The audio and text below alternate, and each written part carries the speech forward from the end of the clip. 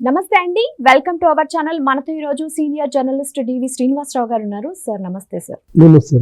Sir, గత ప్రభుత్వంలో చూసుకుంటే వైసీపీ శ్రేణులు నోటికొచ్చినట్టు మాట్లాడడం, బూతులు మాట్లాడడం, నచ్చని వాళ్ళ మీద కేసులు పెట్టి జైల్లో తోలించడం, ఇవన్నీ చేశారు. అయితే ప్రస్తుతం పాలనలో కూటమి ప్రభుత్వం ఉంది. అయినా సరే వైసీపీలో ఎవరైతే ఉన్నారో అంబటి రాంబాబు గారు కానీ, కొడాలి నాని అండ్ పేర్ని నాని, వీళ్ళందరూ కూడా ఇప్పుడు కూడా డైరెక్ట్గా ప్రెస్ మీట్ పెట్టి ఇప్పుడు ఏదైతే ప్రభుత్వం ఉందో దానికి 10 మేము అక్రమంగా కేసులు పెట్టి లోపల తోస్తామని చెప్పేసి పబ్లిక్గా మాట్లాడుతుంటే ఎందుకని కూటమి ప్రభుత్వం చర్యలు తీసుకోవట్లేదంటారు? ఇప్పుడు రీసెంట్గా తీసుకుంటే విరూపాక్షి గారిలో ఒక మిస్టేక్ ఉంది, అక్కడ ఏదైతే ఉన్నారో జైల్లో పెట్టేశారు. కానీ వీళ్ళ మీద ఎందుకని ఎటువంటి యాక్షన్ తీసుకోవట్లేదు? ఈ అసంతృప్తి అనేది ప్రజల్లో ఉంది. దీనికి మీ వివరణ చెప్పండి. అంటే ఇప్పుడు అరెస్ట్ అయిన వాళ్ళంతా ఇప్పుడు ఎంతమంది అరెస్ట్ అయ్యారు? ఇప్పుడు పోలీసు ఉన్నది కేవలం వీళ్ళందరినీ అరెస్టులు చేసుకుంటా పోవటానికే కాదు కదా, వాళ్ళకి అనేక పనులు ఉన్నాయి. ఒకవైపు ఏమో శాంతి భద్రతలు కాపాడటం, బాధితులకు రక్షణ కల్పించటం, మరోవైపు ఏమో నేరస్తుల్ని వేటాడటం, క్రిమినల్స్ని కంట్రోల్ చేయడం, కట్టడి. ఇవాళ అచ్చోసిన ఆంబోతుల మాదిరిగా మారారు. బరి తెగించి రోడ్ల మీద పడుతున్నారు. ఒకడైతే కంట్రోల్ చేయొచ్చు, వందలు వేల సంఖ్యలో వీళ్ళు ఈ విధంగా రౌడీలు, గుండాలు రోడ్ల మీద పడి అన్రెస్ట్ క్రియేట్ చేస్తుంటే అంటే ఏంటి? ఇది ఒక పథకం ప్రకారం జరుగుతుంది, ఒక వ్యూహం ప్రకారం చేస్తున్నాడు జగన్మోహన్ రెడ్డి. అతను ఏం చేస్తున్నాడు? క్రిమినల్స్ని అసలు ఇక లైసెన్స్ ఇచ్చేసి నీకు జనం మీదకు వదిలేశాడు. వీళ్ళకి నిజంగా ప్రజలపైన వీళ్ళకి కన్సర్న్ లేదు. ప్రజలపై శ్రద్ధ ఉంటే అసలు వీళ్ళు ఏ రైతుల దగ్గరికి వెళ్ళారు, ఏ మహిళలను పలకరించారు, ఏ విద్యార్థుల దగ్గరికి వెళ్ళారు? ఎందుకని ఇవాళ నిజమైన రైతు కానీ, విద్యార్థి కానీ, మహిళలు కానీ ఆ పార్టీ వెంట ఉండట్లేదు?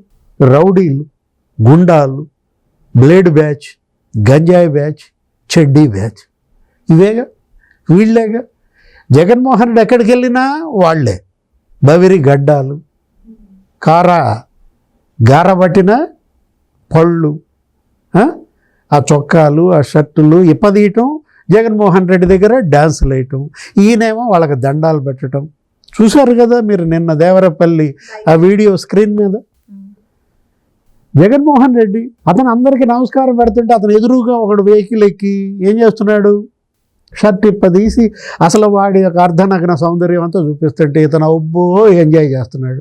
ఏమనుకోవాలి? జనం ఏమనుకుంటున్నారన్న సిగ్గన్నా ఉందా?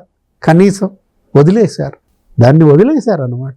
ఇప్పుడు అంబటి రాంబాబు, లేకపోతే మీరు చెప్పిన కొడాలి నాని, లేకపోతే ఈరోజు జరుగుతున్న ఇన్సిడెంట్ విజయవాడలో బొండా ఉమ వర్సెస్ మల్లాది విష్ణు, లేకపోతే అక్కడ తాడిపత్రిలో జేసీ ప్రభాకర్ రెడ్డి వర్సెస్ పెద్దారెడ్డి. అంటే మొత్తం అతను జగన్మోహన్ రెడ్డి ఏంటంటే వైఎస్ఆర్ కాంగ్రెస్ పార్టీ వాళ్ళందరినీ కూడా రోడ్ల మీదగా నెడుతున్నాడు. పిలిపించాడు, ఈరోజు కూడా ఏమని పిలిపించాడు?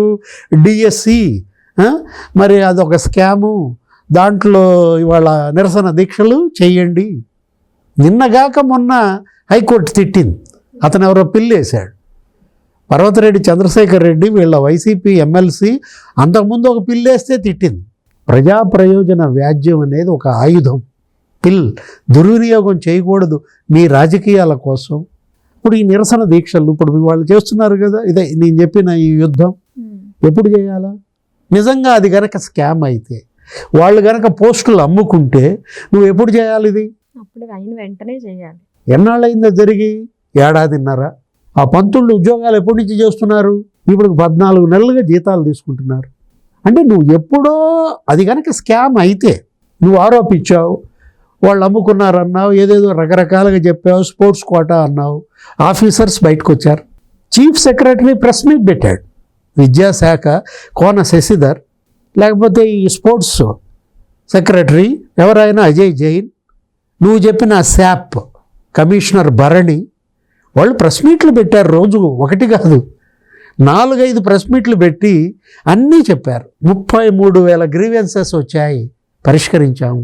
Horizontal reservation, women quota, sports quota, SC categorisation, supreme court ఆదేశాలు, జగన్మోహన్ రెడ్డి సంతకం పెట్టాడు. ఈ జీవో ఇచ్చిందే జగన్మోహన్ రెడ్డి.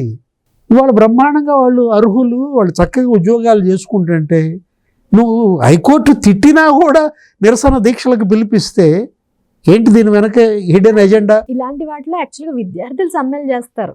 ఇప్పుడు చూసావు కదా స్క్రీన్ మీద విద్యార్థి ఉన్నాడు ఎక్కడన్నా, అదేమంటే రేపొద్దున సాక్షి రోడ్డు ఎక్కిన జంజీ అని రాస్తుంది. వీళ్ళ జంజీ అమ్మ, వీళ్ళేంటి జగన్ 40 ఏళ్ళకి జంజి. వీళ్ళు జన్ క్రిమినల్ జనరేషన్ కదా ఇదంతా కూడా. మల్లాది విష్ణు జంజియా, పుణ్యశీల జంజియా, రోజా జంజియా, పేర్ని నాని జంజియా, పెద్దారెడ్డి అసలు జంజి, కేతిరెడ్డి పెద్దారెడ్డి. అంటే ఇప్పుడు వీళ్ళందరినీ అచ్చోసిన ఆంబోతులను వదిలినట్టు జనం మీద వదిలాడు. నిన్న చూసారా, దేవరపల్లి వచ్చాడు, ఏం చేశాడు? ఒక రైతున్నాడు అక్కడ, అరే కొనుగోలు కేంద్రానికి వెళ్ళావు, అక్కడికి వెళ్ళి నువ్వు ఎవరితో మాట్లాడాలి? ఆఫీసర్లతో మాట్లాడాలి. ఏం చేస్తున్నావు?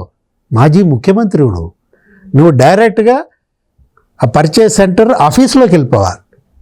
ఇప్పుడు చంద్రబాబు ఉన్నాడమ్మా, ఏం చేస్తాడు? ఏదైనా స్కూల్కి వెళ్తే డైరెక్ట్గా హెచ్ఎం రూమ్లోకి వెళ్ళిపోతారు. అక్కడ స్టాఫ్ రూమ్లో స్టాఫ్ అందరితో మీటింగ్ పెడతారు. మాజీ ముఖ్యమంత్రి అయినా నువ్వేం చేయాలా? పర్చేస్ సెంటర్కి వెళ్ళినప్పుడు ఆఫీసర్లందరినీ పిలవాలి. ఏం చేస్తున్నారు, ఏం కొంటున్నారు, ఎలా కొంటున్నారు అని నీకు అసలు ఏమైనా తెలిస్తే కదా నీకు. బర్లీ అంటే ఏంటి అన్నాడంట. అంటే బర్లీ అంటే ఏంటంటే అక్కడ పోయి అక్కడ ఏమంటాడు, సిపిఆర్ అంటే ఏంటి అంటాడు. వాడు ఒక వైద్యుడు కొడుకు అంట, వాడు నీట్ రాసిన పిల్లాడు, ఆ కుర్రాడు ఏది సీదిరి అప్పలరాజు కొడుకు ఆరావు, పంపింగ్ అంటున్నాడు. ఏం పంపింగ్ రా మగడ? అంటే ఇప్పుడు వీళ్ళందరూ జంజియా? చెప్పు, నువ్వు చెప్పు. నిజంగా వీళ్ళకి ఆ టొబాకో రైతుల పట్ల ఏమన్నా కన్సర్న్ ఉంటే పొగాకు బేళ్ళు అలా తొక్కుతారమ్మా? రైతు కష్టం అమ్మా, అది రైతు స్వేదం. అసలు పొగాకు ఎన్ని రోజుల పంటో తెలుసా? అసలు బేలుకి ఎన్ని కిలోలు ఉంటాయో తెలుసా? ఒక బేలుకి ఎన్ని కిలోలు ఉంటాయో నీకు తెలుసా? ఎందుకు ఈ లేని ఎపిసోడు నీకు రానిది ఎందుకు? ముఖ్యమంత్రిగా ఉన్నప్పుడు ఏమి ఎలగబెట్టావు? పొగాకు రైతులు 1 కిలో కొన్నావా? 2022లో 1 కిలో కొనలేదంట. నేను నచ్చినాయుడు చెప్తున్నాడు. ఇప్పుడు ఈ ప్రభుత్వం వచ్చినాక లాస్ట్ ఇయర్ 280 కోట్లు కొన్నది. దేశ చరిత్రలో ఫస్ట్ టైం ఒక రాష్ట్ర ప్రభుత్వం టొబాకో కొనడం. ఇప్పుడు 100 కోట్లతో కొంటున్నారు. ఇప్పుడు నువ్వు ముఖ్యమంత్రిగా ఉన్నప్పుడేమో గాల్లో తిరిగావు, హెలికాప్టర్లు, స్పెషల్ ఫ్లైట్లు. ఇప్పుడు ఓడిపోగానే రోడ్డేనా? తొక్కడమేనా పని? రోడ్డు మీద కూడా బీభత్సం. అదే తొక్కడం. ఏది బంగారుపాలెం పోయావు, మామిడికాయలని తొక్కించావు. అరే నువ్వు వస్తున్నావంటే 5 ట్రాక్టర్లు మామిడికాయలు పోయాలా? అవి తొక్కుకుంటూ పోతావా? ఆనందమా? ఏ ఆనందం? పెన్ను నాని చెప్పాలి, సునకానందమా? ఇప్పుడు ఇది అంటున్నాడు, సునకానందం అని అది అంటున్నాడు. వికృత ఆనందం, పైశాచిక ఆనందం. దీన్ని ఏ ఆనందం అంటారు? పిశాచాలే. ఇవాళ ఆంధ్రప్రదేశ్కి పట్టిన పిశాచాలు ఇవాళ నృత్యమా, కరాళ నృత్యం చేస్తున్నాయా? ఎందుకు? ఏంటి దీని వెనుక హిడెన్ ఎజెండా? పెట్టుబడులు రాకూడదు, పారిశ్రామికవేత్తలు ఆంధ్రప్రదేశ్ వైపు జరగకూడదు, చూడకూడదు, డిఎస్సి పెట్టకూడదు. మొన్న ఆల్రెడీ ఒక డిఎస్సి పెట్టాడు, రేపొద్దు మళ్ళీ ఇంకో డిఎస్సి పెడుతున్నాడంట. జాబ్ క్యాలెండరు ఇవ్వకూడదు. అంటే యువతరం అంటే జగన్కి ఎంత కక్ష. నువ్వు నిరుద్యోగం పెంచావు ముఖ్యమంత్రిగా.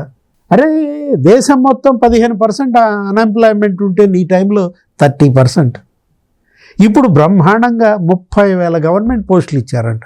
నిన్న శ్వేతపత్రంలో చంద్రబాబు ముఖ్యమంత్రి చెప్తారు. అదేంటి సార్, జగన్ కూడా ఉద్యోగాలు ఇచ్చాడు కదా, వాలంటరీ ఉద్యోగాలు. ఎక్కడున్నారు? ఉన్నారు ఇప్పుడు చెప్పుకున్నారు కదా. ఇప్పుడు ఉన్నారా? అంటే జగన్ ఇచ్చిన ఉద్యోగాలు ఊడిపోయే ఉద్యోగాలు, తుమ్మితే ఊడే ముక్కు. అంటే నువ్వు ఇచ్చిన ఉద్యోగాలు ఇవాళ 5,000 జీతం ఏంటమ్మా? అది కదా ఇవాళ జగన్మోహన్ రెడ్డి మూల్యం చెల్లించింది. ఓడిపోవటానికి ప్రధాన కారణం అధికారంలో ఉన్నప్పుడేమో పొగాకు రైతులు గుర్తులేదు, 1 కిలో 1లా. ఇప్పుడేమో నా హయాంలో 360 అమ్మింది, అసలు దేవరపల్లిలో అయితే 460 అమ్మింది అంటాడు కిలో. నేను నచ్చెన్నాయుడు ఏమని చెప్పాడు? అతని హయాంలో పొగాకు రేటు గవర్నమెంట్ రికార్డు 110 నుంచి 250 అంట. ఎంత తేడా సార్ అసలు ఎంత తేడా అంటే జగనే తేడా. అదేదో బాలకృష్ణ సినిమా ఉంటుంది, ఏంటది తేడా సింగ, ఇప్పుడు ఇది తేడా రెడ్డా. అతను సింగ్ అయితే ఇతను రెడ్, అంతే తేడా, ఇంకేం తేడా లేదు. ఈ తేడాలంతా ఇవాళ రోడ్డు మీద పడ్డారు. తేడా సింగిల్ అనమాట. Okay sir, thank you.